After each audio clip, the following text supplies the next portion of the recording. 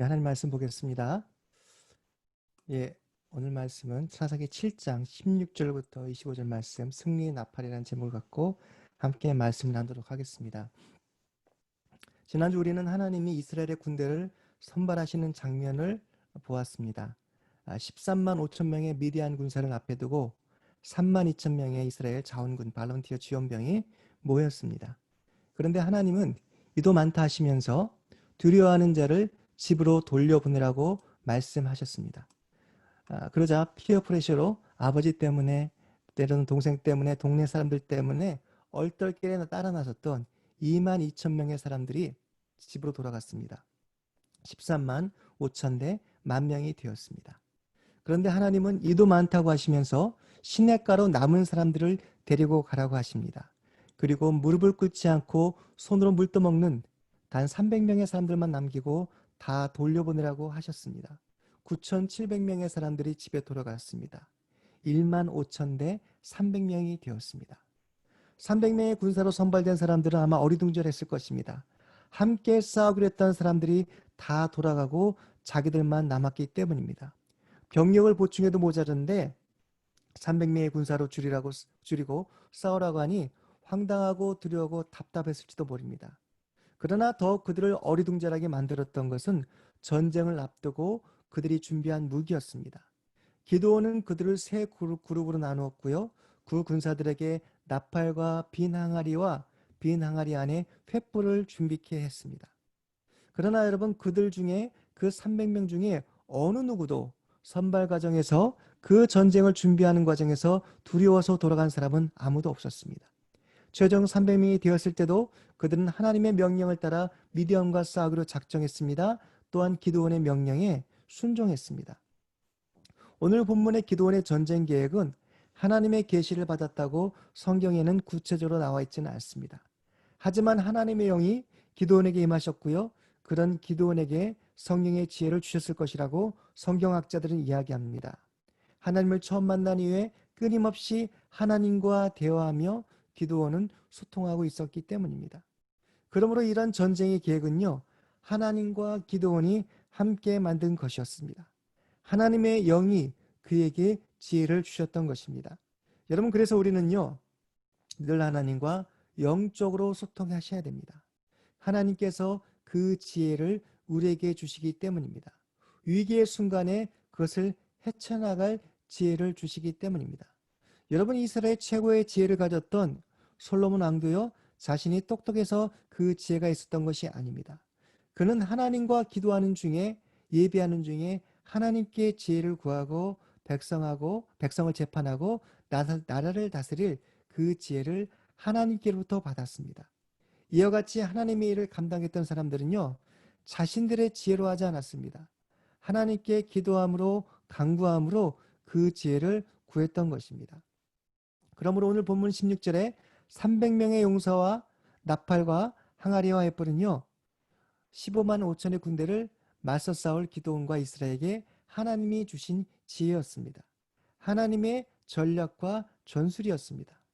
여러분, 6.25 전쟁 때요, 중공군이 국군을 공격할 때 어떻게 했냐면요, 먼저 전쟁을 하기 전에, 전쟁에 그 총을 쏘기 전에 피리를 불렀다고 합니다. 음악을 연주했다고 합니다. 이것은 중공군의 공격의 시작을 알리는 것이었습니다. 여러분, 우리가 생각하기에 어떻게 미리 공격을 알리고 그 신호를 주고 공격할 수 있냐라고 생각할 수 있겠지만요. 그런데 이 소리를 들은 아군은요, 중공군이 공격하기도 전에 공포에 빠졌다고 합니다. 전쟁이 시작되기도 전에 심리전에서 이미 패배를 했던 것입니다.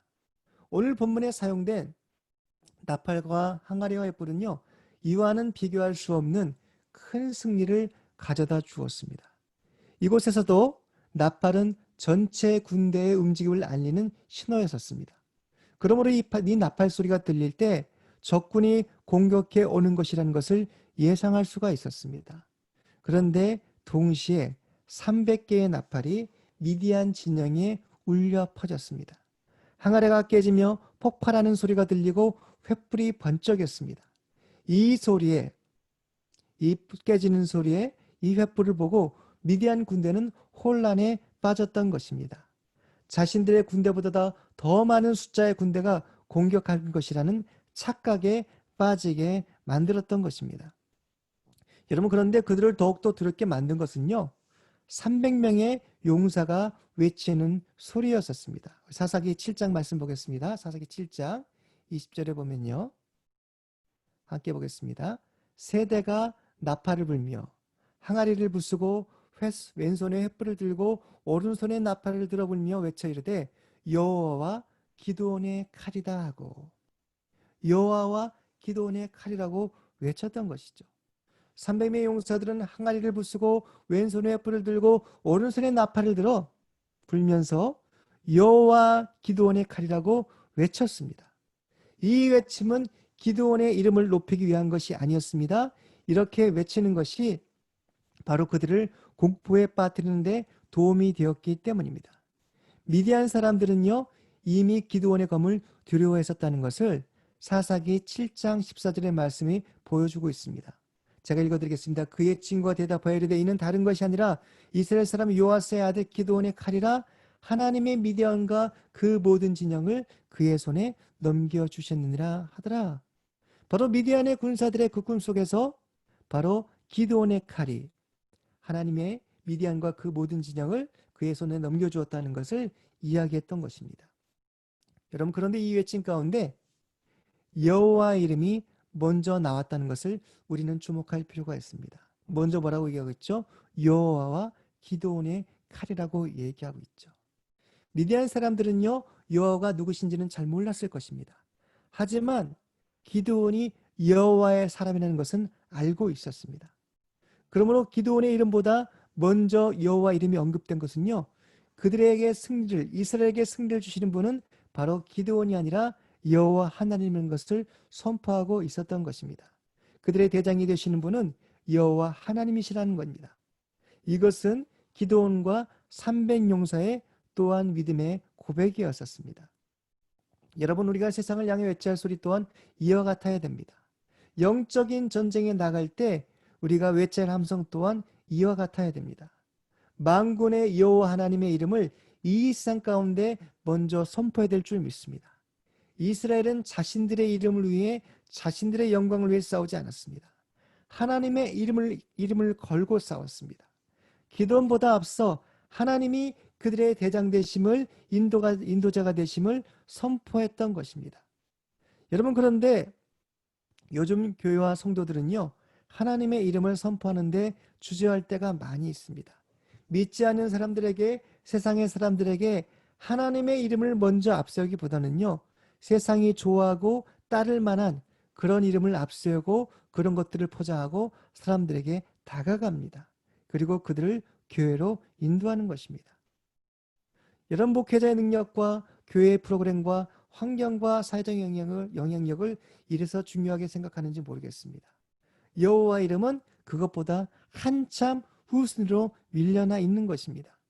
그래서 사람들은 교회를 나와서도 하나님의 이름을 듣지만 그분의 누구인지에 대해서는 알지 못합니다. 복음에 대해서 제대로 듣지를 못합니다. 여호와 이름보다도 사람의 이름을 먼저 외치고 사람을 더 중요시하기 때문입니다. 사람이 먼저다라고 외치기 때문입니다. 그 외침 가운데 하나님이 잊혀지는 것입니다. 기드온과 300용사는요, 이 전투의 초반부에 전혀 그들의 칼을 사용하지 않았습니다. 사사기 7장 21절과 22절의 말씀이 이것을 기록하고 있습니다. 사사기 7장 21절부터 22절 말씀 함께 읽겠습니다. 시작.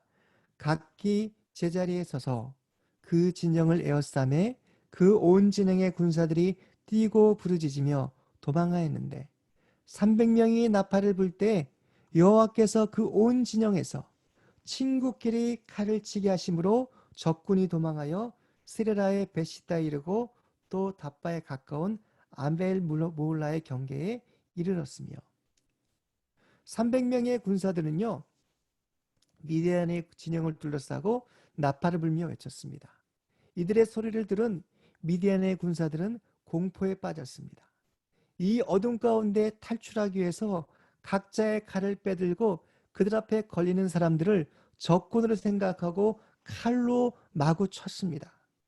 그냥 살기 위해서 칼을 휘두르며 앞으로 나갔다는 것이죠. 그래서 마침내 같은 편을 칼로 치게 되었던 것입니다.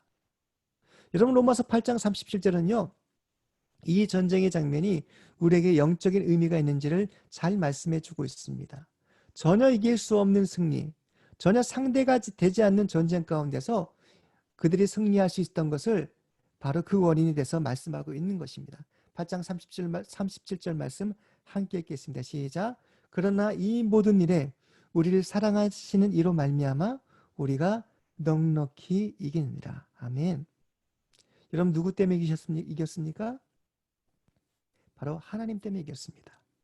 300명의 숫자로 13만 5천 명을 넉넉히 이기게 할 수 있던 것은, 이길 수 있었던 것은요, 바로 이스라엘을 사랑하시는 하나님의 은혜인 줄 믿습니다.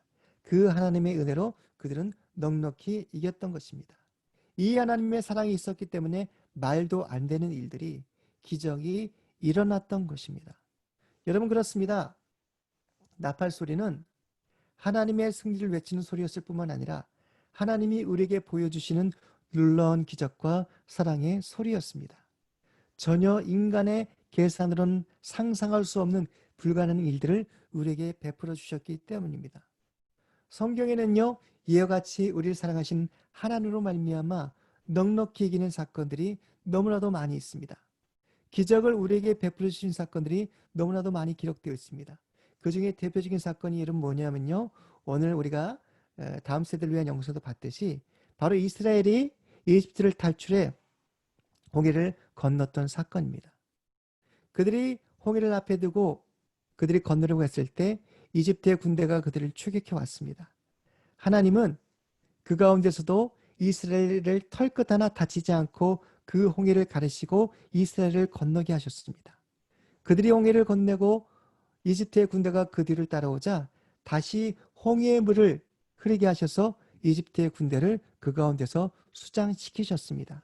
이스라엘 군대는요, 칼 하나 빼지 않고 하나님의 은혜로 이집트의 군대를 넉넉하게 이겼던 것입니다. 여러분, 그런데 무엇보다도 인류 역사상 가장 큰 승리는요, 바로 십자가의 사건과 부활의 승리였습니다. 전혀 가망이 없는 우리들을 구원하신 사건이었었어요. 그 사건이 일어나기 전에 사람들은 율법으로 자신들의 노력과 행위를 통하여서 그들 자신을 구원하려고 노력했었습니다. 그러나 그럼에도 불구하고 그들은 매번 실패했습니다. 사망의 권세를 결코 이길 수가 없었어요. 하지만 하나님이 예수 그리스도를 이 세상에 보내자 판세가 달라졌습니다. 300명이 아닌 단 한 사람의 희생과 죽음과 부활을 통하여서 온 인류가 넉넉히 이기고도 남는 그 은혜를 베풀어 주셨습니다. 인류는 자신들의 노력과 행위가 아니라 전적인 하나님의 은혜를 통해서 구원을 받을 수 있게 되었던 것입니다. 여러분, 그러므로 오늘 기도원과 300용사의 나팔 소리는 전투의 시작을 알리는 나팔인과 동시에 하나님이 우리에게 주시는 넉넉한 승리를 외치는 소리가 되었습니다. 저 여러분 삶 가운데서도요, 하나님께서 이미 우리에게 주시는 넉넉한 승리의 나팔을 불어야 됩니다. 그 나팔을 부는데 주저해서는 안 됩니다. 그 나팔 소리로 대군 미디안을 깨우고 맞서는 것을 이스라엘이 두려워하지 않았듯이 오늘 우리도 세상의 거대한 산과 같은 문제 앞에 당당히 맞서야 됩니다. 그 구원의 나팔 소리를 불어야 됩니다. 그럴 때 바로 잠자는 자들이 일어납니다. 깨어납니다. 하나님의 전쟁에 함께 동참하게 됩니다. 오늘 본문이 그것을 보여주고 있습니다. 사사기 7장 23절의 말씀 함께 보도록 하겠습니다. 사사기 7장 23절 함께 읽겠습니다. 시작. 이스라엘 사람들은 납달리와 아셀과 온 므낫세에서부터 무릎을 받고 미디안을 추격하였더라. 아멘. 성경학자들은 전쟁이 일어나고 미디안이 도망가기 시작하자 집으로 돌아가지 않고 전쟁터 근처에 있던 사람들이 함께 그 전쟁에 동참하게 되었다고 이야기합니다. 이 나팔 소리를 듣고 얼마 후에 바로 전쟁에 함께 동참하게 되었던 것입니다. 뿐만 아니라 24절에 보면 기드온은 에브라임 산지로 사자들을 보내서 사울 사람들을 모집하고 미디안을 포위하여 섬멸시킨 것을 또한 볼 수가 있습니다. 여러분, 그렇습니다. 전쟁의 시작은요, 300용사가 부는 나팔 소리로 시작되었습니다. 그러나 그 나팔 소리는 거기서 그치지 않았습니다. 이스라엘을 깨웠고요, 함께 하나님이 주시는 승리에 동참할 수 있는 은혜를 또한 주셨습니다.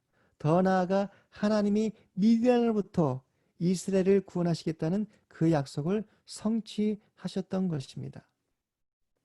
사랑하는 성도 여러분, 오늘 우리는 하나님이 부르시는 이 나팔 소리에 어떻게 반응하고 있는지 한번 생각해 보시기 바랍니다. 그저 남의 일이라고, 목회자의 일이라고, 나와는 상관은 없는 일이라고 멍하게 바라만 보고 있지 않습니까? 숨어 있지 않습니까? 아니면 적극적으로 나팔 소리가 들릴 때 그 부르심에 반응하며 현장으로 달려가고 계십니까? 하나님의 승리의 나팔이 이미 2000년 전 모든 인류에게 울려 퍼졌습니다. 예수님이 이 땅에 오심을 통해서 그 구원의 나팔이 울렸습니다. 사탄을 짓이기고 하나님의 통치와 그의 나라가 우리 가운데 임하였음을 그 나팔 소리를 통해서, 예수님의 오심을 통하여서 선포하셨습니다. 이제 우리는 다시 오실 예수님의 재림의 나팔 소리를 기다리고 있습니다. 그 예수님이 다시 오실 때까지 그 우리들의 영적인 싸움은 계속될 것입니다. 그 싸움을 피하지 않고 맞닥뜨리는 자는 하나님이 주시는 그 승리를 경험하게 될 것입니다. 그러므로 우리는 하나님의 전쟁의 시작을 알리는 나팔을 이 세상 가운데 불어야 됩니다. 하나님이 주시는 승리의 나팔을 불어야 됩니다. 민수기 10장 9절의 말씀은 이렇게 얘기하고 있습니다. 우리 민수기 10장 9절 말씀 마지막으로 함께 보겠습니다. 민수기 10장 9절 말씀 함께 읽습니다. 시작. 또 너희 땅에서 너희가 자기를 압박하는 대적을 치러 나갈 때에는 나팔을 크게 불지니 그리하면 너희 하나님 여호와가 너희를 기억하고 너희를 너희의 대적에게서 구원하시리라.